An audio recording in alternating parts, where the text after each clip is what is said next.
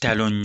nnyo nnyini ddala mawulire ga nnaku ge nkuleetedde olunaku olwaleero. Amanyi eddoboozi bamutemu SMX representing straight out SMX media wano eno tubeera ne updates buli lunaku buli ssaawa. Story wejjira tugikolera ekisinga okubeera ekikulu nti story zaffe tusooka zikonvatinga zibeere nga ziweewuka data waleme kubeera ng'agenda mu nje. Ensonga lwaki ngenda kusaba nti weeguba ngwe munono gwo ogusoose okulaba content waffe bambi subscribinga onyige n'akadaako ka notification bell nga buli wetuteekayo story gwajja osooka okubeera nga agifunako. N'ekirala njagala okutegeeza wano ku SMX media nti omuyimbi yenna n'oluyimba nga wandyagadde olubeera ng'olukolera video wano ku SMX media ez'ensonga tuzikwasaganya bulungi nnyo ate naawe kennyini ana business nga wandyagadde okubeera ng'olanga naffe wano ku SMX media oba sinakindi okukolera akalango ka business wano ku SMX media tukikwasaganya bulungi nnyo nnyini ddala. On top of that nenkujjukiza ne Aji Kivumbi omulumbi w'edduwa kugamba gwe wenna n'ekizibu kyonna kyewandyagadde okubeera nga bakulomberako edduwa bintu bya family bya relationship oba ensonga yonna ekusibyeko embeera embi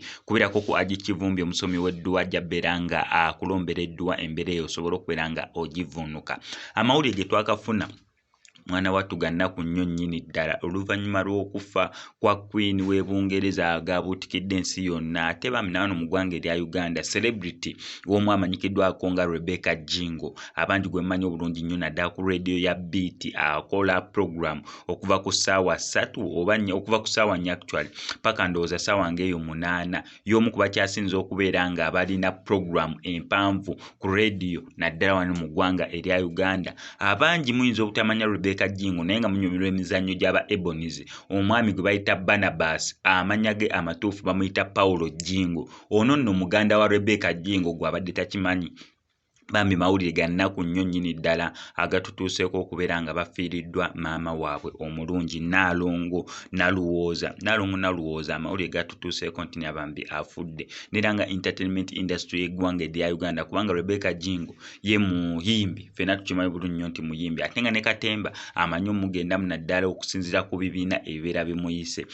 Paulo Jingo ye tukimanyi bulungi nnyo nti muzannyi wa Katemba. Paulo Jingo yazannyanga Barnabas mu The Ebonies nga kugambye yes banene ba Luganda ne Rebecca Jingo waliwo n'omulala gwe bayita Nyugunya Jingo akwasaganya awo ku Beat yes na confirminga bulungi naye kigambibwa mbu naye yandibeera nga muganda wa Rebecca Jingo oyo Jingo Nyugunya Rebecca Jingo nono Paulo Jingo bambi bafiiriddwako maama waabwe Nnaalongo Naluwooza. Kitalo ddala okubeera nti agamawulire gatuuseewo wanene mu ggwanga erya Uganda naddala entertainment industry mu ggwanga erya Uganda okuzirikana buli kimu